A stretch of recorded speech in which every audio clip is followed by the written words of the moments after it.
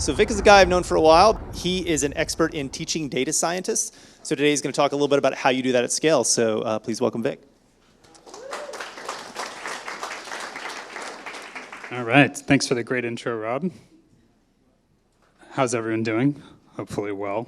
I know there was a break supposed to happen, and it's always dangerous to be talking during people's supposed break time, but I'll try to make it good.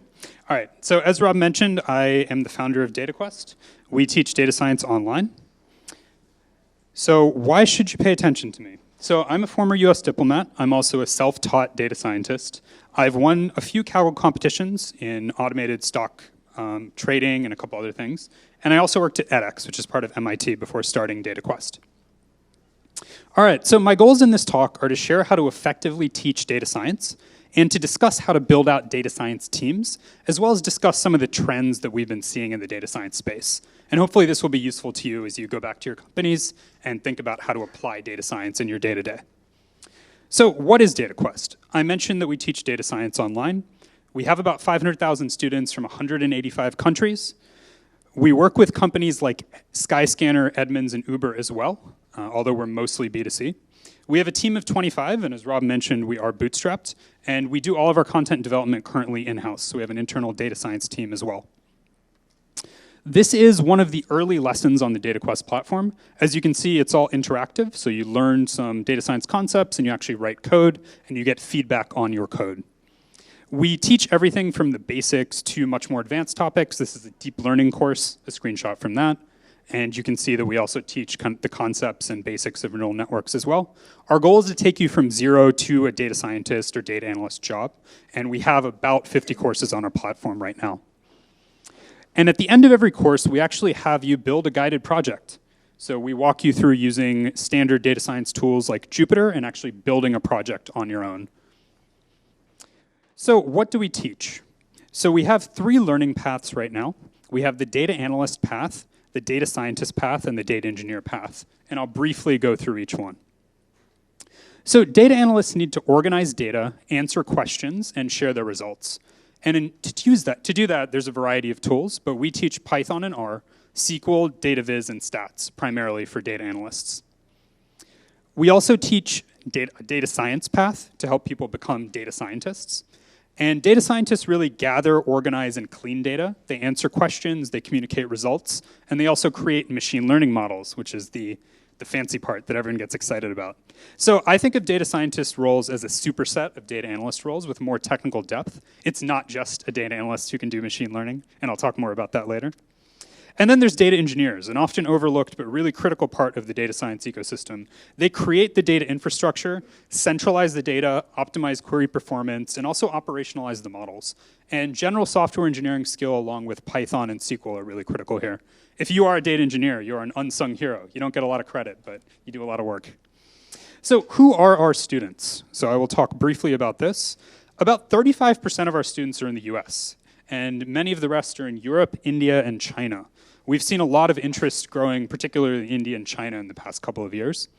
And only about 35% of our students are native English speakers, which is strange because we're written entirely in English, which just goes to show the interest in data science is really worldwide. It's also across industries. So this is a survey of a few of our more successful students asking what industries they're in. And as you see, tech is definitely represented, but you also see healthcare, e-commerce, education, finance, and we've seen these other industries tick up over the last few years as data science becomes more widespread. And let's talk about outcomes. So 62% of our students who finished more than 10 courses use skills in their job that they learned on DataQuest. And those job changers, so people who have changed jobs and use the skills in their job, have seen a mean 19K salary increase, which isn't bad for a $50 a month subscription. So why is data science important? If you're here, I suspect that you believe it is important to some degree, so I won't spend too much time convincing you. But if you think about Google, 84% of their revenue comes from ads. And basically, Google's business model, if I summarize it really, perhaps too much, it comes down to showing relevant search results and relevant ads to people. And there's really a few core algorithms there. And optimizing those algorithms, showing more relevant ads or more relevant search results, even a 1% increase in ad revenue through optimizing those algorithms is about $1.2 billion a year for Google. So data science is really critical to Google. But it's also critical to other companies where maybe they don't have a single core algorithm to optimize around. So Uber, you might think of pricing algorithms and routing algorithms, but they also use data science for customer service. They use natural language processing to improve how they do customer service. And they also use it for product improvements, measuring how people use the apps, measuring what buttons people click on, and doing A/B tests. So data science is really critical, not just in these kind of core, fancy, deep learning contexts you think about, but also just in general business and marketing and product and customer service. Really, data science is about iterative improvement. It's about adding business value. It's about understanding process, finding the leverage points in that process, and making recommendations to improve it. So what are the skills that it takes to really perform data science well in your company? So the first skill that I'm going to talk about is communicating results. And it's really, really critical and often overlooked. So look at these charts. So this is the same data in two different charts. And in the first chart, the y-axis is truncated. So it starts at 12%. So this is the percentage of people that are uninsured in the US by quarter. And if you look at this chart, you might feel like the percentage of people who are uninsured had a drastic dip. And it did, but not to the scale that you might think. So if you actually have a proper y-axis that starts from 0, you'll see that the dip is not as significant as you might initially have thought. And this is where communicating results properly and being able to frame them is really, really important. And here, you might see a false correlation. This is a chart from the South China Morning Post that shows the death toll in Iraq over time. And you can see, if you look at this chart just as a layperson, you may think that the death toll started high but went down and then went back up, but it's actually the opposite. So creating unclear charts can really tell the wrong story. And in this case, the story would have been, as US involvement in Iraq went up, the death toll went down, but it was actually the other way around. And skill 2 is really being able to question results. So being able to look at the results you found in data science and being able to dig deeper, being able to find the real story. One really interesting application of this is Simpson's paradox. So this is data from UC Berkeley in the 70s. And if you look at this, the piece on the left, it is the percentage of men and women that were admitted to Berkeley who applied. And if you look just on the left, which is what researchers initially looked at, you might think that Berkeley was biased against women. Because of the women who applied, only 35% got in, whereas of the men, 44% got in. But if you dig deeper and you look at it at a per department level, this is a little bit cut off. Okay, anyways. If you look at it per department, you see that men tended to apply to departments that were actually more rigorous, less rigorous in their admission criteria. So more men applied to departments where more people got in. And this is a little bit cut off, I apologize. So it is hard to see. But women actually tended to apply to departments that were more rigorous, where a lower percentage of women got in. So if you dug down and looked at the whole story, you actually found that there wasn't bias. Whereas if you looked at just the surface, you found there was. And this is where having a data scientist who can really dig in and get deeper than the surface can really help you. And the second issue is false correlation. So there is a website where you can play around with a lot of these, and it's really fun. But this is total revenue generated by arcades versus computer science doctorates awarded in the US. And if you just initially looked at this, you might think, okay, if more people are getting CS degrees, they may go to arcades, they may want to blow off steam. But if you dig deeper here and you look at the drivers behind the growth of both of those numbers, you'll see that they're really not correlated at all, and there's no real reason to assume that they are. The third skill is valuing solving problems over technologies.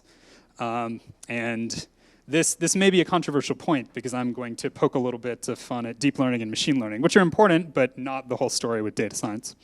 So if you look at data roles at Netflix, they've actually decoupled their data roles. It's not just a data scientist. It's not just a machine learning engineer. But they've split it up into several different categories. And the reason they've done this is each of these roles has a different skill set and different value to add in different areas of the business. It's no longer kind of this all-encompassing data scientist role where you have to know everything, from deep learning to statistics to SQL. Instead, it's roles that add really key business value and solve problems. And the second example I'll give you is Medium Product Scientist. So Medium has a group of people called product scientists that analyze product data specifically. And this chart shows the correlation between post length in minutes, so how long, just the number of words divided by some constant, versus the total time people actually spent reading. So graphs like this really could help the whole company, the whole strategy. How do you optimize your content? How do you determine the right length for external contributors? And the fourth skill, which is really, really critical, is gathering and modeling data. Data cleaning and data organization, for folks who are data scientists, is 80% or more of the job. And it's a really, really key skill. So if you look at this chart, you can see the development of weekly working time in Europe. So you can see this as a series of dots. There's a lot of missing data here. And how you fill in that missing data can really change what the story looks like. For example, if you, in the case of Germany, how you draw the lines connecting the dots can tell the story of German work culture became much less strict relative to the rest of Europe over time, or it became more strict and then less strict. It just depends how you draw the peaks and valleys. And having someone that can interpret that data and interpolate it properly makes a big difference. And then finding the right features. This is a confusing chart, I know.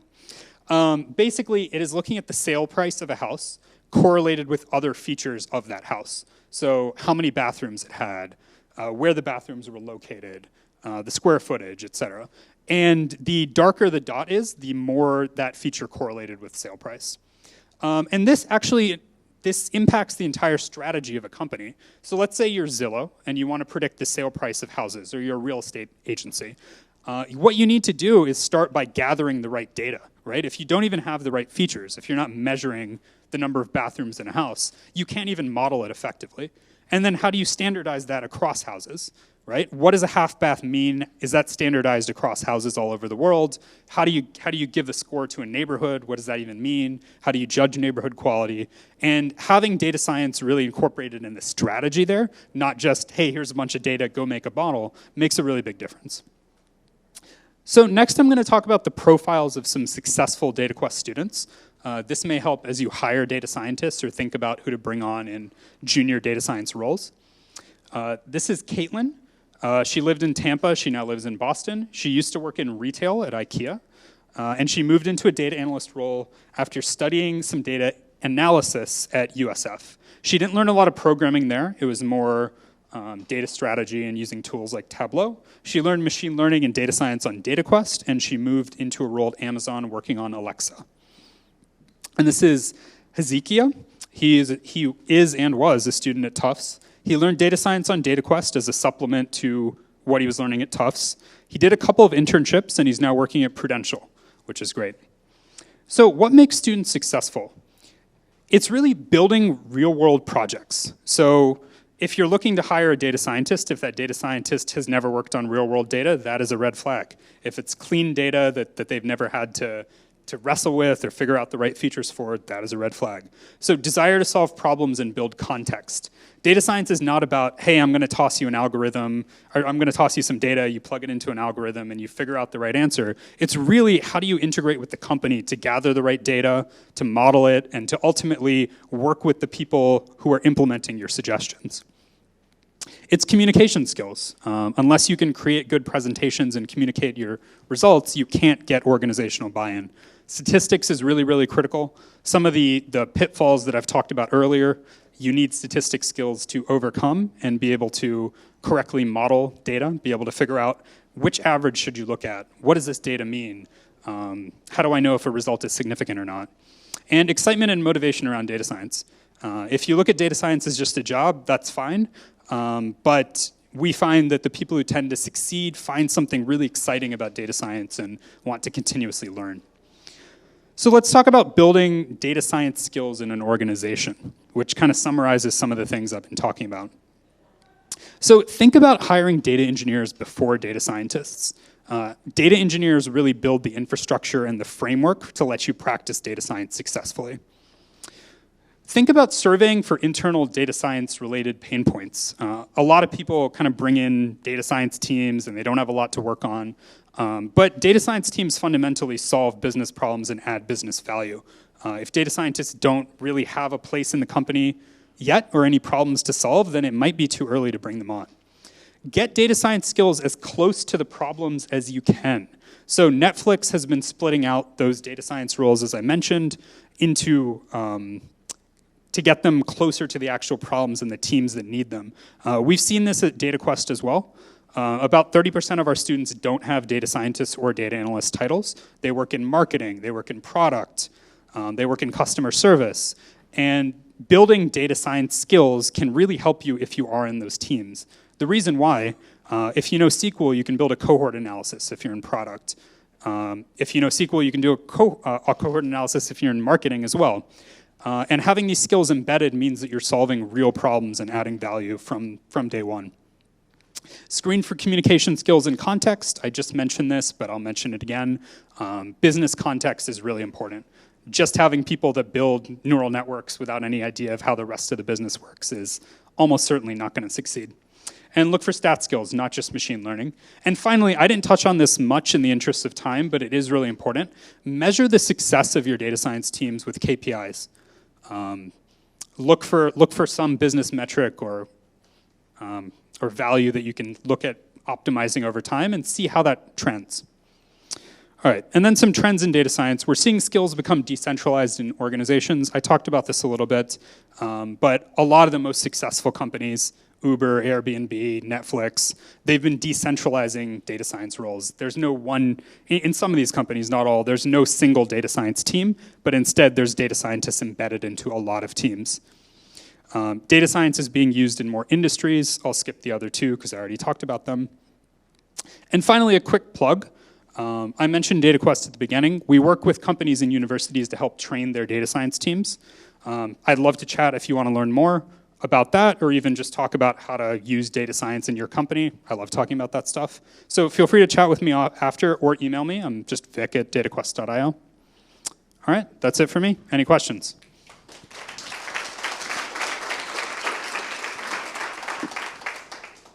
Great talk. I have a quick question. What about I employ a couple of data scientists, and I see a correlation with their success with an appreciation for the business, the product, the customer, and that wasn't in your list of skills. Do you agree that that's valuable? Oh, yeah, that's absolutely valuable. When I said context, maybe I should have explained it more, but that's what I mean by context. It's really a passion and understanding of the business. So 100% on board.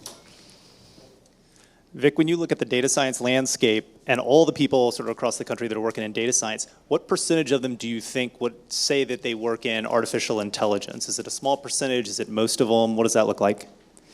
AI is interesting. It meant a very different thing 30 years ago than I think it means now. So I think the people that call themselves in the AI field it's probably a very bimodal distribution. There's people that are older and kind of work at research labs, or there's people that are working on deep learning. Maybe 10%. I haven't directly surveyed, but I don't think there's a huge overlap. But most data scientists are not really working on artificial intelligence per se. I don't think so, personally. Gotcha. And what trend in data science is most interesting or exciting to you, something that's coming that maybe the rest of us haven't seen yet? That is a good question.